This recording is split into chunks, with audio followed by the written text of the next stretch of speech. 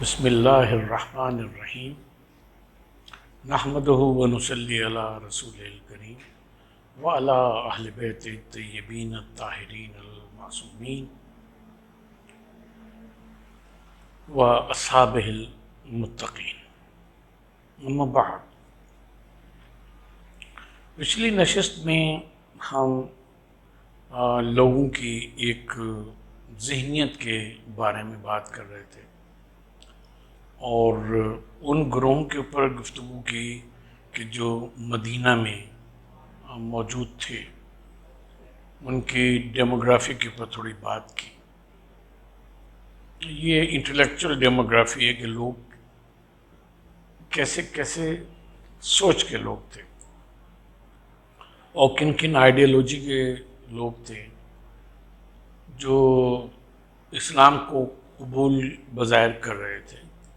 کہہ تھے کہ بھئی ہم مسلمان ہو گئے، اسلمنا، ہم مسلمان ہو گئے، ہم نے سر تسلیم خم کر لیا۔ یہاں پہ ایک بات کی اور ہم وضاحت کر دیں، اور وہ بڑی امپورٹنٹ ہے اور اس کے اوپر گفتگو نہیں کی جاتی۔ وہ یہ ہے کہ کسی نبی کی جو اطاعت ہے اور اس کی اتباع ہے وہ ایمان کی راہ سے کی جاتی ہے۔ یعنی اگر کوئی شخص نبی کو نبی مانتا ہے، رسول اللہ صلی اللہ علیہ وآلہ وسلم کو خاتم النبیین مانتا ہے اور اللہ کا رسول مانتا ہے، قرآن مجید کو آخری کتاب مانتا ہے، تو ان کی حکومت ہو یا نہ ہو، وہ ان کا پیروکار، ان کی بات کے اوپر سر تسلیم خم کرنے والا ہو، دنیا کے کسی حصے میں رہتا ہو۔ ہم لوگ فارچونیٹلی ایک ایسے ملک میں رہتے ہیں کہ جہاں کی 80% آبادی مسلمان ہے، چاہے پریکٹسنگ مسلم سب کے سب نہ ہوں، پھر بھی بڑی اکثریت مسلمان ہے، اور کسی چیز کو عمدن اگر ریڈیکیول کریں تو اس کا احتساب کرنے والے لوگ بھی موجود ہیں۔ تو یہاں نماز پڑھنا، یہاں روزے رکھنا، یہاں حج کے لیے تیاریاں کرنا، پیسے جمع کرنا یہ آسان ہے، ٹھیک ہے، کیونکہ ایک پیر پریشر بھی ہے ہمارے اوپر۔ لیکن آپ سوچیں کہ جو لوگ مسلم معاشرے میں نہیں رہتے، غیر مسلم معاشرے میں رہتے ہیں، یہ ایسی جگہ رہتے ہیں، ہم بہت گھومیں یورپ امریکہ، ایسے بھی علاقے ہیں جہاں 2-3 فیملیز سے زیادہ نہیں ہیں مسلمان، لیکن وہ اپنی ریلیجن کو، رسول اللہ صلی اللہ علیہ وآلہ وسلم کی سیرت کو، سنت کو فالو کرتے ہیں۔ ان کو فکر رہتی ہے کہ نماز کا وقت ہوا نہیں ہوا، کس وقت ہوگا، عیدین کا کیا وقت ہے، روزہ کس وقت کھل رہا ہے، کس وقت بند ہو رہا ہے، امساک کا وقت کیا ہے، سب کچھ ان کو فکر لگی رہتی ہے۔ ان کو کون زبردستی اسلام پر عمل کرنے کے لیے مجبور کرتا ہے؟ کوئی نہیں کرتا۔ وہ out of faith, out of believe in Quran and سنہ، نبی پاک صلی اللہ علیہ وآلہ وسلم کے اوپر ایمان رکھنا اور ان کو واجب الاتباع سمجھتے ہوئے وہ ان سب چیزوں پہ عمل کرتے ہیں۔ تو نبی کی اطاعت جو ہے وہ چاہے حاکم بنے یا نہ بنے، حکومت اسے ملے یا نہ ملے، دونوں صورت میں جو ایمان رکھنے والا ہے وہ ان کی اطاعت کرتا ہے، ان کے اتباع کرتا ہے۔ اور دوسری چیز جو ہے وہ یہ ہے کہ اگر حکومت مل بھی جائے تو وہ بحیثیت حاکم کے ان کی اتباع نہیں کرتا، بلکہ بحیثیت نبی کے اور رسول کے ہی اتباع کرتا ہے۔ کیونکہ آپ ایک غیر مسلم ملک میں رہ رہا ہے کوئی شخص، تو وہاں کے قانون کو جو وہ فالو کر رہا ہے تو وہ قانون کو سمپلی فالو کر رہا ہے۔ لیکن جب وہ مسلمان ہے اور نبی پاک صلی اللہ علیہ وآلہ وسلم اور اس کے بعد جو اسلامی حکومت قائم ہوئی، خلافت راشدہ اور سب، تو اس میں جب وہ اسلام کو فالو کر رہا ہے، لا کو فالو کر رہا ہے، جو لا ہے، تو وہ قانون کو فالو نہیں کر رہا، وہ دین کو فالو کر رہا ہے۔ یہ ایک بہت بڑا فرق ہے۔ تو مدینے میں جو لوگ تھے اور انہوں نے ایمان لانا شروع کیا یا اظہار ایمان کرنا شروع کیا، اظہار اسلام شروع کیا،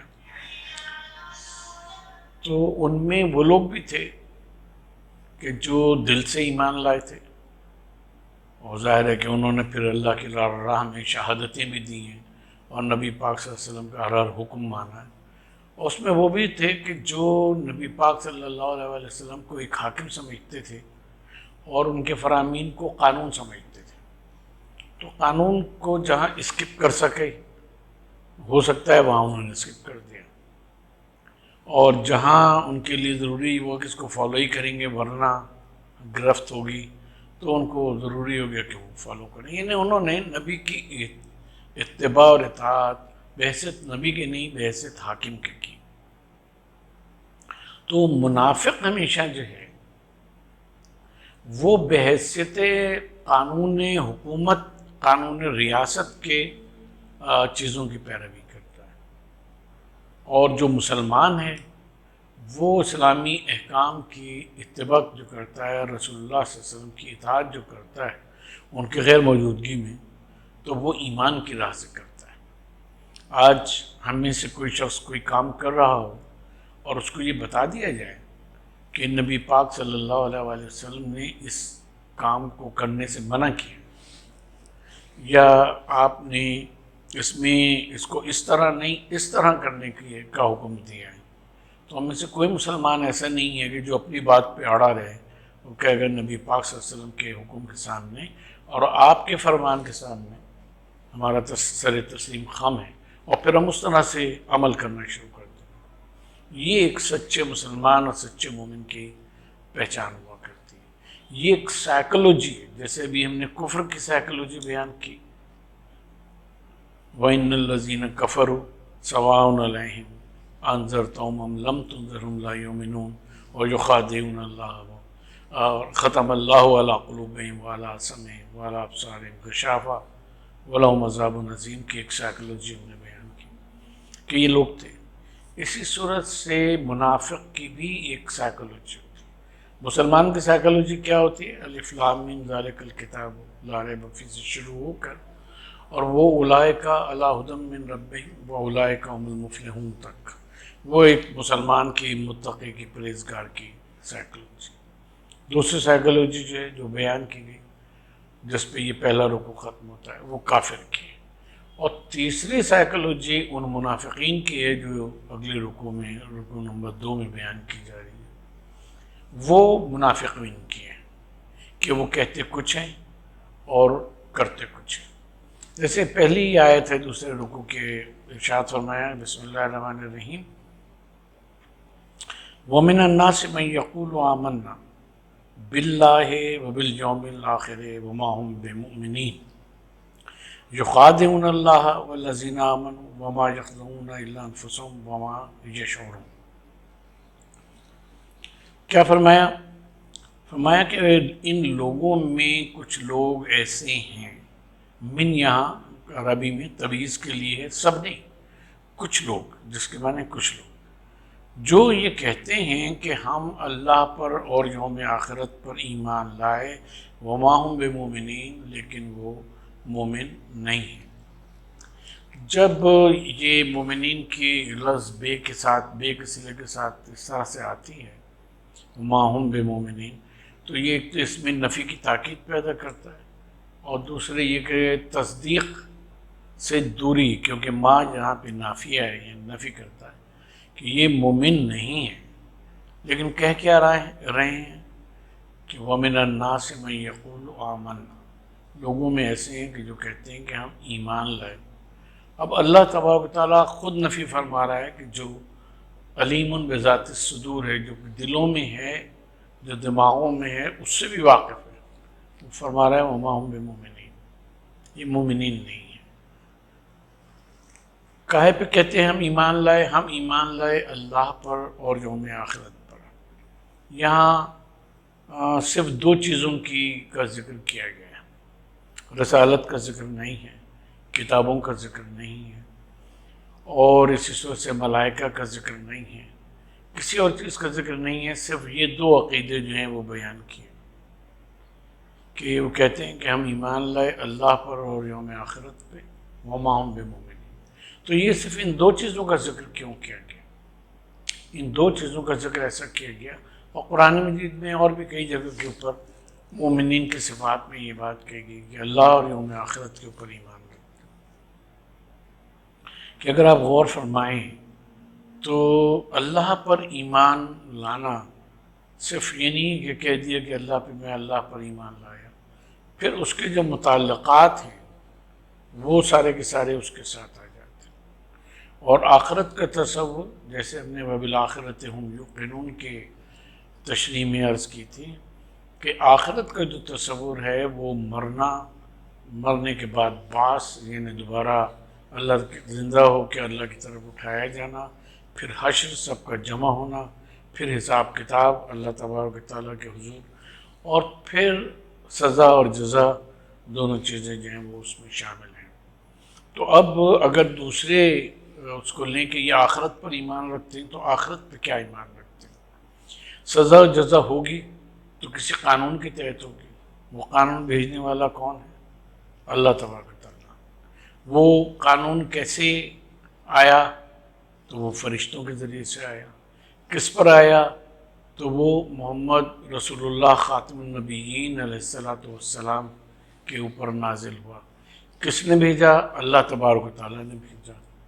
جو ان اللہ علی کل شیء قدیر، جو ہر شے کے اوپر قادر ہے۔ کیونکہ اگر آپ یہ غور کریں کہ اگر آخرت کا تصور نکال لیا جائے تو بیچ میں ہدایت کی یہ جو چین ہے، وہی فرشتے، کتابوں کا نزول اور عمل کرنا، یا دوسری صورت میں جھٹلانا، منافقت برتنا، نقصان پہنچانا مسلمانوں کو یا ذات نبی کریم صلی اللہ علیہ وسلم کو نقصان پہنچانا، ان کے مشن کو نقصان پہنچانا، یہ ساری چیزیں جو ہیں یہ ان کی سزا یہ لا یعنی ہو جاتی ہے، اس کے کوئی معنی ہی نہیں رہتے۔ کیونکہ اگر یہ جزا اور سزا قائم ہوگی تو وہ ایک قانون کے تحت ہوگی، اور وہ قانون اللہ تبارک و تعالیٰ بھیجے گا، فرشتے کے ذریعے سے وہی کرے گا، اور اپنے کسی نبی مکرم کے اوپر بھیجے گا۔ تو دراصل جب یہ کہتے ہیں کہ اللہ پر ایمان لائے اور آخرت پہ ایمان لائے اور مومنین کی یہ صفت بیان کی گئی، تو اس میں یہ سارے جو عقائد ہیں، ضمنی عقائد ہیں کہ جو گویا تفصیل ہے، اس کی فرع ہے، تفریح ہے ان دونوں عقیدوں کی، تو وہ سب کے سب اس کے اندر آ جاتے ہیں۔ کیونکہ جو آخرت کو نہیں مانتا اس کو اللہ کو ماننے کی کوئی ضرورت نہیں ہے، یعنی کوئی ضروری نہیں ہے کہ وہ اللہ کو مانے۔ اللہ کو کیوں ماننا جب آخرت کو اس نے نہیں ماننا؟ تو اس طرح سے اللہ تبارک و تعالیٰ کہہ رہا ہے، فرما رہا ہے کہ یہ وَمِنَ النَّاسِ مَن يَقُولُ آمَنَّا، وہ کہتے ہیں ہم ایمان لائے۔ اور ایمان جیسے ہم نے عرض کی کہ ایمان نام ہے زبان سے اقرار کرنے، دل سے تصدیق کرنے، اور اعضاء و جوارح سے اس کے اوپر عمل کرنے میں۔ اسلام میں اصلاً نان پریکٹسنگ مسلم کا تصور نہیں ہے کہ ہم کہیں کہ جناب ہم مسلمان تو ہیں، نان پریکٹسنگ مسلم ہیں۔ نان پریکٹسنگ مسلم جو اگلی آیت ہے، یخادعون اللہ، کہ یہ اللہ کو دھوکہ دینے کی کوشش کرتے ہیں۔ وما یخدعون الا انفسهم، کہ یہ دھوکہ دینا چاہتے ہیں اللہ کو، سوچتے ہیں کہ ہم نے یہ کہہ دیا کہ ہم ایمان لائے تو بس گویا ہم نے اللہ تعالیٰ کو ایک طرح کا دھوکہ دے دیا، اب سارے مسلمانوں والے جو احکام ہیں وہ ہمارے اوپر نافذ ہوں گے۔ تو اللہ فرماتے ہیں وما یخدعون الا انفسهم، یہ تو اپنے آپ کو دھوکہ دے رہے ہیں، یہ اپنے آپ کو دھوکہ دے رہے ہیں۔ دیکھیں کیا ہوتا ہے ہماری پریکٹیکل دنیا میں، ہم دیکھتے ہیں خاص طور پہ نوجوانوں میں بعض جو ایک ہمارے وہاں اردو میں اصطلاح ہے بگڑے ہوئے نواب بچے جو ہوتے ہیں، ان میں ہم دیکھتے ہیں وہ قانون کی پرواہ نہیں کرتے، وہ قانون کی پرواہ نہیں کرتے اور اس کو توڑتے ہیں۔ اس کی وجہ کیا ہوتی ہے؟ اس کی وجہ یہ ہوتی ہے کہ وہ سوچتے ہیں کہ ہم اتنے پیسے والے ہیں کہ ہم کسی کو بھی خرید سکتے ہیں، کیا ہوگا، زیادہ سے زیادہ پولیس ہمیں روکے گی، پولیس ہمیں پکڑے گی، ہمارے ہاتھ سے کسی کا قتل ہو جائے گا، ہم کسی راہ کھڑے کو گاڑی کے نیچے کچل دیں گے، وہ مر جائے گا، تو کیا ہوگا، ہم فراڈ کر لیں گے کروڑوں کا، اربوں کا، ملک سے باہر چلے جائیں گے، ہمارا کچھ نہیں بننے والا، کچھ نہیں ہوگا ہمیں، اس لیے کہ ان کو سزا اور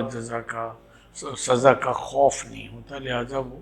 قانون کو نظر انداز کرتے ہیں۔ آخر کار کیا ہوتا ہے، اگر آپ اس کو ان ڈیپتھ جا کے دیکھیں تو وہ اپنے کو دھوکہ دے رہے ہیں، کیونکہ نہ ان کا پیسہ ہمیشہ باقی رہے گا، نہ ان کا اثر و رسوخ وہ ہمیشہ باقی رہے گا۔ بھئی لائسنس نہیں بنواتے، لائسنس کیوں نہیں ڈرائیونگ بنواتے؟ اس لیے نہیں بنواتے کہ وہ ہمارے وہ جو ہیں ایس ایس پی لگے ہوئے ہیں، فلاں صاحب جو ہیں وہ ہمارے میجر ہیں، ماموں ہمارے جو ہیں وہ کرنل ہیں، اگر کوئی روکتا ہے انٹروڈکشن کرا دیتے، ختم قصہ، یا کسی سے بات کروا دیتے تو وہ کہتا ہے اچھا اچھا جائیں، بلکہ سلوٹ بھی مارتا ہے۔ یہ جو چیزیں ہوتی ہیں کہ جہاں اکاؤنٹیبلٹی آپ کی کمپرومائز ہو جاتی ہے اور آپ سوچتے ہیں کہ میرا حساب کتاب کیا ہوگا، میرا کوئی حساب کتاب نہیں ہوگا، کچھ ہوگا تو اللہ تعالیٰ کے سامنے بھی یہی بات ہے کہ فلاں ہمیں بخشوا لے گا، نبی پاک صلی اللہ علیہ وآلہ وسلم ہماری شفاعت کر دیں گے، بی بی فاطمہ زہرا جو ہیں وہ ہمیں بچا لیں گی، ہمارے بغیر جائیں گی ہی نہیں جنت میں، اور اس طرح کے بہت ساری چیزیں ہیں۔ اور وہ تو یہ بھی واقعہ ہے کہ ایک عالم تھے، وہ کتاب لکھ رہے تھے، اور ایک کاتب تھا، وہ کتاب کسی عالم کے لکھ رہا تھا، تو ایک جگہ پہ روشنائی زیادہ گر گئی تو ایک مکھی آئی اور مکھی نے اس کو چوسنا شروع کر دیا، تو اس نے کہا یہ بہت پیاسی ہے، تو اس کو پینے دیا یہاں تک کہ وہ اڑ گئی، تو اللہ کو وہ بات اس کی اتنی پسند آئی کہ اللہ نے اس کے سارے گناہ جو تھے وہ معاف کر دیے۔ یہ چیزیں انکریج کرتی ہیں شریعت کے مطابق عمل نہ کرنے پر۔ شفاعت کا تصور اپنی جگہ کے اوپر مضبوط تصور قرآن مجید میں آیا ہے، اور یہ بھی طے ہے کہ انبیاء کی امتیں انبیاء کے پاس اپنے نبیوں کے پاس جائیں گی کہ ہماری شفاعت فرما دیجیے، اور وہ کہیں گے ہمیں اپنے نفس کی نفسی ہمیں اپنے نفس کی پڑی ہوئی، اپنے آپ کی پڑی ہوئی کہ ہم بخشے جاتی ہیں یا نہیں بخشے جاتے، تمہاری شفاعت کہاں سے کریں گے؟ پھر وہ نبی پاک صلی اللہ علیہ وآلہ وسلم کی خدمت پہ پہنچیں گے اور حضور ان کی شفاعت فرمائیں گے۔ اب یہ پورا جو ایک عقیدہ ہے بہت خوبصورت عقیدہ ہے، لیکن اس میں کتنی توجہ طلب باتیں ہیں۔ پہلی بات یہ ہے اس میں توجہ طلب کہ انبیاء لائک حضرت ابراہیم اور حضرت موسیٰ اور حضرت عیسیٰ اولو العزم انبیاء جو ہیں وہ کہیں گے بھائی ہمیں اپنا حساب بھی دینا ہے، ہمیں اپنا حساب بھی دینا ہے، ہم تمہاری شفاعت کہاں سے کریں؟ تو وہ بھی بغیر حساب کتاب کے جنت میں نہیں بھیجے جائیں گے۔ ان اولو العزم انبیاء کو بھی اکاؤنٹیبلٹی کا اپنے خوف ہے کہ اللہ تبارک و تعالیٰ کے سامنے ہم کھڑے ہوئے ہوں گے، تو ہم کیا اپنے اعمال کا جواب دیں گے؟ حالانکہ ان کی زندگیاں دین کی خاطر سے گزری، ان کی خاطر انہوں نے صحبتیں صحیح سب کچھ کیا۔ دوسری چیز یہ ہے کہ وہ نبی پاک صلی اللہ علیہ وآلہ وسلم کے پاس آئیں گے تو حضور شفاعت کریں گے، حضور شفاعت فرمائیں گے، لیکن کیا کہیں قرآن مجید میں یہ آیت بھی ہے کہ اللہ تبارک و تعالیٰ مجبور ہوگا کہ وہ شفاعت کرنے والوں کی شفاعت کو قبول کرے اور ہر ایک کے حق میں قبول کرے؟ کیا نبی کریم صلی اللہ علیہ وآلہ وسلم ان کروڑوں اربوں لوگوں کو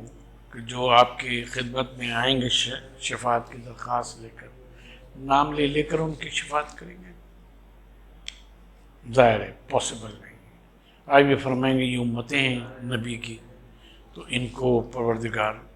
میں شفاعت کرتا ہوں کہ تو بخش دے۔ اب یہ اللہ تبارک و تعالیٰ کے اوپر منحصر ہے کہ وہ کس کے بارے میں شفاعت کو قبول کرتا ہے اور کس کے بارے میں قبول نہیں کرتا، کس کے بارے میں قبول کرتا ہے اور کس کے بارے میں نہیں کرتا۔ تو ہم شفاعت اپنے بارے میں شفاعت کے قبول ہونے کی ایک ایزمپشن کے اوپر گناہ کی زندگی بسر کریں اور کہیں کہ مرتے وقت میں لا الہ الا اللہ محمد رسول اللہ کہہ دوں گا تو میں بخشا جاؤں گا۔ تو جس مومن نے، جس متقی پرہیزگار نے سارے زندگی اللہ تعالیٰ کے احکام کے اوپر عمل کیا، زندگی پاکیزگی کے ساتھ، تقوی کے ساتھ اس نے اپنی بسر کی، تو وہ تو گویا نعوذ باللہ گھاٹے میں رہ گیا،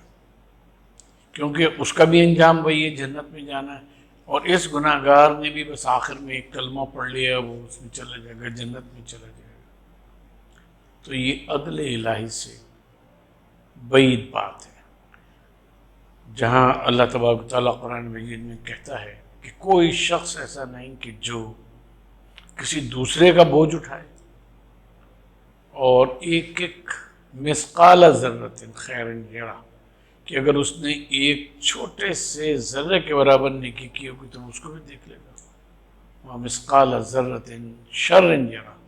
اور اگر اس نے برائی کی ہوگی ایک مثقال ذرہ کے برابر تو وہ اس کو بھی دیکھ لے گا۔ تو یہ عقیدہ شفاعت اپنی جگہ کے اوپر، لیکن اکاؤنٹیبلٹی جو ہے وہ اپنی جگہ کے اوپر۔ تو وَمِنَ النَّاسِ مَن يَقُولُ آمَنَّا بِاللَّهِ وَالْيَوْمِ الْآخِرِ وَمَا هُمْ بِمُؤْمِنِينَ۔ قرآن مجید فرما رہا ہے کہ اللہ تعالیٰ فرما رہا ہے کہ یہ لوگ کہتے ہیں کہ ہم ایمان لائے اللہ پر اور آخرت پہ، لیکن یہ ایمان لانے والے نہیں ہیں، ایمان نہیں لائے ہیں، کیونکہ اگر ایمان لاتے تو ان کا کریکٹر ایمان لانے والوں جیسا ہوتا، وہ تو ہے نہیں، رہا نہیں ان کا۔ تو بنیادی طور پہ اگر ان کی سائیکالوجی پہ غور کر دیں تو اللہ تعالیٰ فرماتا ہے کہ یخادعون اللہ، یہ اللہ کے نام پر اور اللہ کو دھوکہ دینا چاہتے ہیں، وما یخدعون الا انفسهم، اور یہ کسی کو دھوکہ نہیں دے رہے، یہ ایسی استثناء کی اور تردید کی ایک نفی کا کنوٹیشن ہے، وما یخدعون، یہ کسی کو دھوکہ نہیں دے الا انفسهم، سوائے اپنے آپ کے، کسی کو دھوکہ نہیں دے۔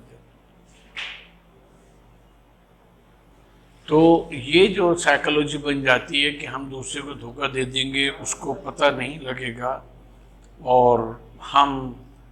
گویا کہ کامیاب ہو جائیں گے، دوسرا ہم سے دھوکہ کھا جائے گا، پھر دیکھیں گے کہ کیا ہوتا ہے۔ وما یشعرون، اور اس کا ان کو شعور نہیں ہے کہ جس چیز کو یہ سمجھیں کہ دوسرے کو دھوکہ دے رہے ہیں، اسی دھوکے میں خود آ رہے ہیں، اور اگر انجام ان کے سامنے ہوتا تو یہ ایسا نہ کرتے۔ ہمارے معاشرے میں آپ دیکھ لیں کہ بہت سے لوگ ہیں کہ جو دھوکہ دیتے ہیں انویسٹمنٹ کے نام کے اوپر۔ دین بھی اپنی ذات پہ، اپنے کردار میں انویسٹمنٹ کا نام ہے، کہ جہاں اپنے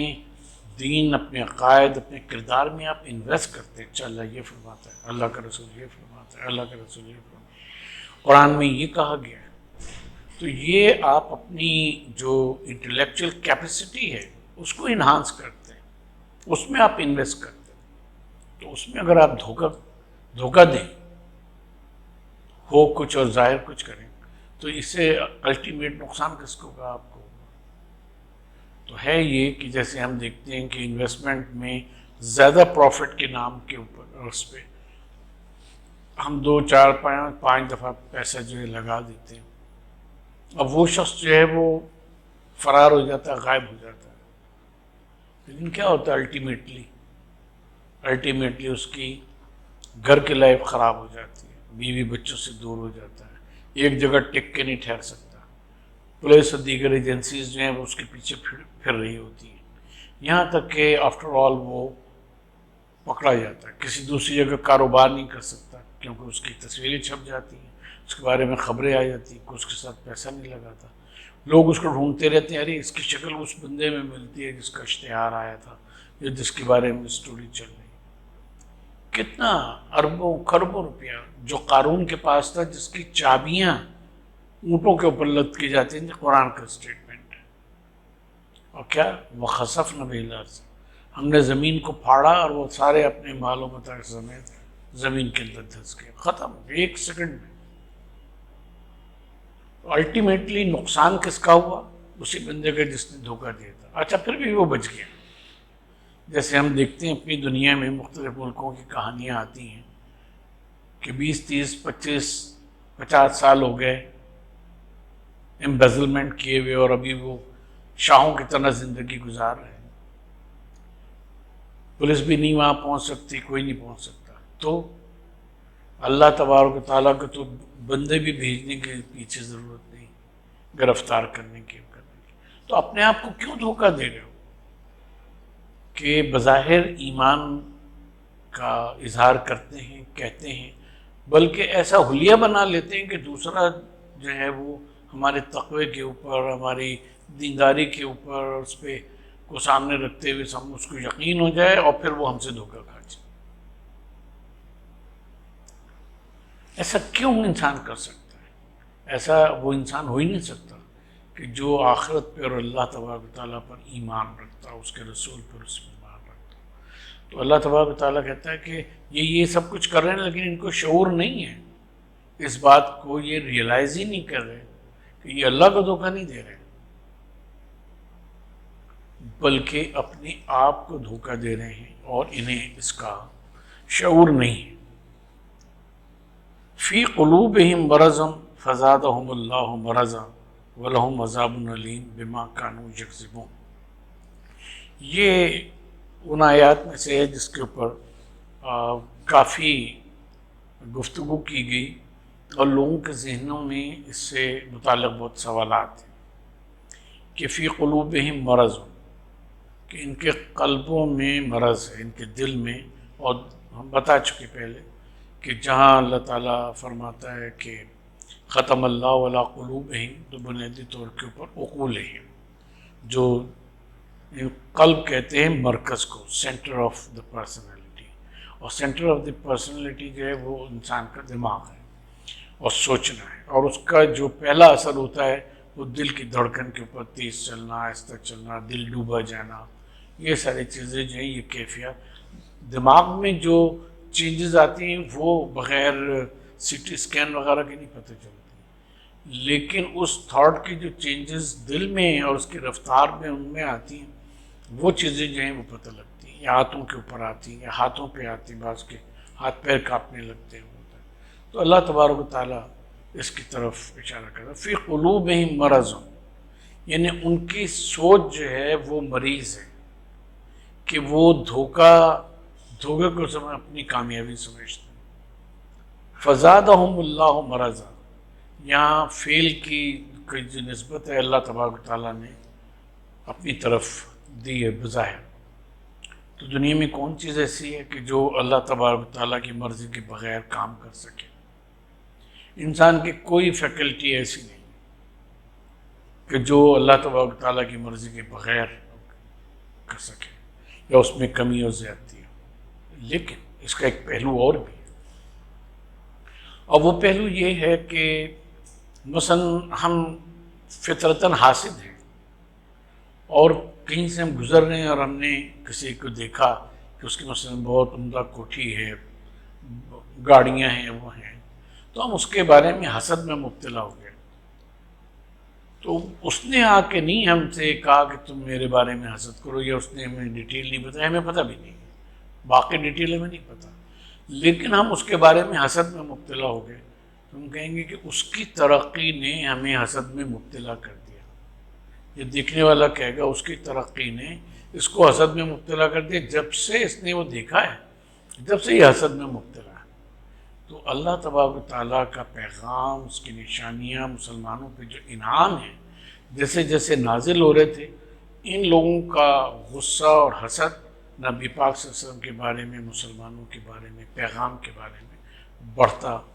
چلا جا رہا تھا۔ تو اس لیے اللہ تبارک و تعالیٰ نے اپنی طرف، یعنی اپنے انعامات کی طرف اس فعل کو، اس کیفیت کو، فعل کو بھی نہیں، اس کیفیت کو اپنی طرف نسبت دی ہے۔ انشاءاللہ